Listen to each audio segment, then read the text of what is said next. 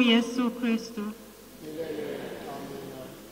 Shukrani za dhati kutoka kwa familia ya marehemu Mzee Benedict Wechungura Cyprian kufuatia kifo cha mpwenda wetu Askofu Mkuu Novatus Rugambwa, balozi wa Baba Mtakatifu. Familia ya marehemu Mzee Benedict Wechungura Cyprian inamshukuru Mwenyezi Mungu kwa neema, nguvu na umoja katika kusherekea maisha ya mpenda wetu. Askofu Mkuu Novatus Rugambwa, balozi wa Baba Mtakatifu, aliyetawaliwa tarehe 16 Septemba 2025. Tunawashukuru wote kwa maombi na kujitoa kwenu katika msiba huu. Upendo wenu umekuwa faraja kwetu wakati huu wa huzuni. Askofu Mkuu Novatus Rugambwa alikuwa kaka, baba mkubwa, mjomba, shemeji na babu yetu aliyejitoa kwa Kristo na kanisa lake. Askofu Mkuu Novatus Rugambwa hakuhubiri tu Injili bali aliishi. Maisha yake yalikuwa mwangaza wa Kristo na safari yake ilikuwa ya ufuasi wa kweli.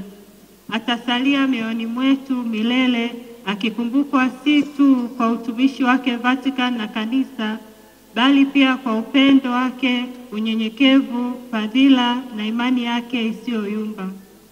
Shukrani za pekee ziende kwa uongozi wa Vatican, Baraza la Maaskofu Katoliki Tanzania, pamoja na watu wote walioshirikiana na mpendo wetu katika nchi mbalimbali ulimwenguni kote kwa kutushika mkono katika kipindi chote cha msiba hadi wakati huu. Kwa namna ya pekee tunalishukuru Jimbo Katoliki la Bukoba, hususan Baba Askofu Jovitus Mwijage kwa jinsi ambavyo amekuwa karibu na familia yetu kwa ufanisi mkubwa. Kipekee tunamshukuru kwa kuandaa adhimisho la leo na kumzisha mpendo wetu. Baba Askofu Mwijage, asante kwa upendo wako.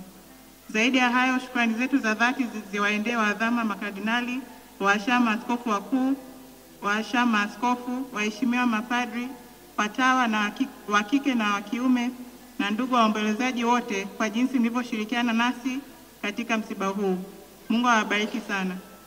Pia tunatoa shukrani zetu za dhati kwa madaktari, wauguzi na wafanyakazi wote wa afya ambao walimtunza mpendwa wetu New Zealand, Italia na Tanzania wakati wa ugonjwa wake.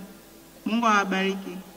Ingawa ni vigumu kushukuru kila mtu mmoja mmoja, tafadhali jua kwamba sala na ushirikiano wenu vimekuwa chanzo cha nguvu na faraja kwetu. Tunaomba kwa umoja wenu mpokee shukrani zetu za dhati. Mungu awabariki nyote.